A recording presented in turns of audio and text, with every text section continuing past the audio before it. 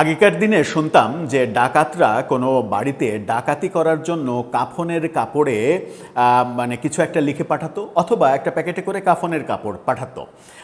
সেটাই মানে একটা সিগন্যাল ছিল যে মৃত্যুর জন্য প্রস্তুত হও, আমরা আসছি।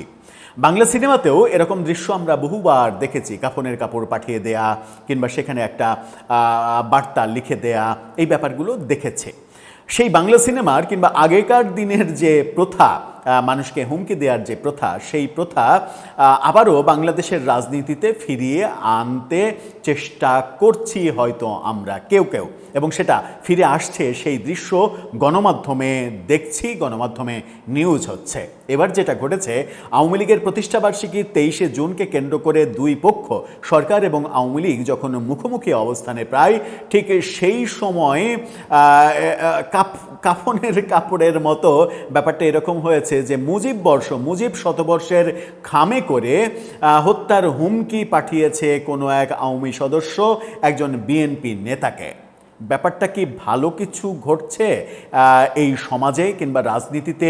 আমরা কি সত্যিই ভালো কোনো দৃষ্টান্ত স্থাপন করতে পারছি?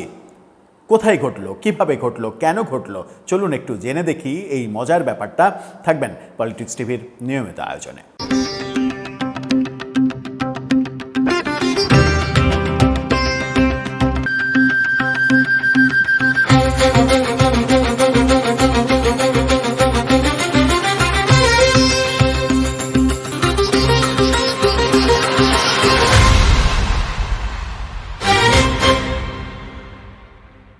দর্শক, বলছিলাম খামে করে হুমকি, এবং সেই খামটা বাছা হয়েছে মুজিব শতবর্ষের খাম।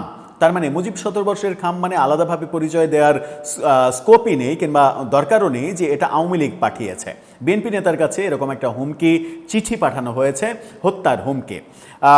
ব্যাপারটা প্রথমে আমার কাছে হাস্যকর মনে হয়েছে, ইন্টারেস্টিং মনে হয়েছে, ফানি মনে হয়েছে, আবার প্রচণ্ড উদ্বেগজনক মনে হয়েছে যে আগেকার ওই মানে ব্যাপার, রীতিনীতি, এগুলো যদি ফিরে আসে, যেগুলো আমরা সিনেমাতে দেখেছি, সেই ব্যাপারগুলো ফিরে আসা, এটা তো খুব একটা ভালো কোনো উদাহরণ না। সেটা যেই করুক না কেন, সেটা বিএনপি করুক, আওয়ামী লীগ করুক, যেই করুক না কেন। চলুন একটু জেনে দেখি কি বলছে গণমাধ্যম। কালবেলার এই শিরোনামটা দেখে নিন। সেখানে বলা হচ্ছে, মুজিব শতবর্ষের লোগো যুক্ত খামে চিঠি পাঠিয়ে বিএনপি নেতাকে হত্যার হুমকি। জামালপুরে এই ঘটনাটা ঘটেছে। জামালপুরের ইসলামপুরে ডাকযোগে পাঠানো চিঠিতে স্থানীয় এক বিএনপি নেতাকে গাছের সঙ্গে ঝুলিয়ে হত্যার হুমকি দেয়া হয়েছে।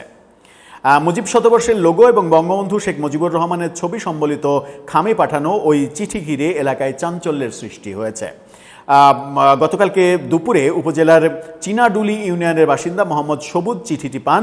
তিনি ইউনিয়ন স্বেচ্ছাসেবক দলের সাধারণ সম্পাদক, বেশ বড় নেতা।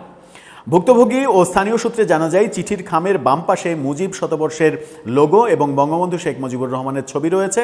খামের ওপর প্রাপকের ঠিকানায় মোহাম্মদ সবুজ ও তার পিতার নাম জাহাঙ্গীর আলম উল্লেখ করা হয়েছে। খামের ভেতরে থাকা হলুদ রঙের একটি কাগজে হাতে লেখা বার্তায় অশালীন ভাষা ব্যবহার করে তাকে প্রাণনাশের হুমকি দেওয়া হয়েছে। চিঠিতে দাবি করা হয় তাকে প্রকাশ্যে গাছের সঙ্গে ঝুলিয়ে হত্যা করা হবে, তবে চিঠিতে প্রেরকের কোনো নাম পরিচয় উল্লেখ করা হয়নি। মোহাম্মদ সবুজ বলেন, আমি তখন বাড়িতে ছিলাম না। আমাদের বাড়ির সামনে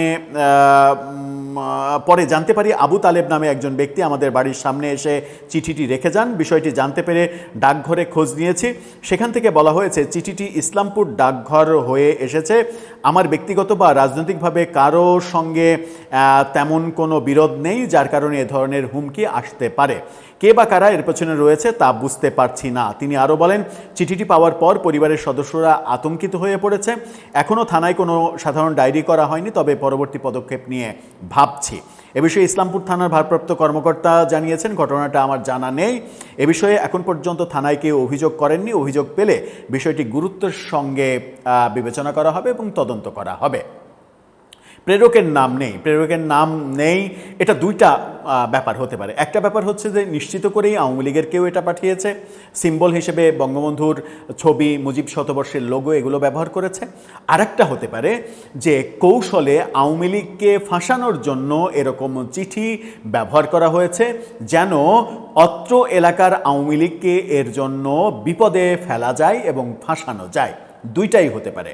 এখন প্রশ্ন হচ্ছে যে কোনটা হয়েছে সেটা নিরপেক্ষভাবে তদন্ত করে বের করার কথা পুলিশের।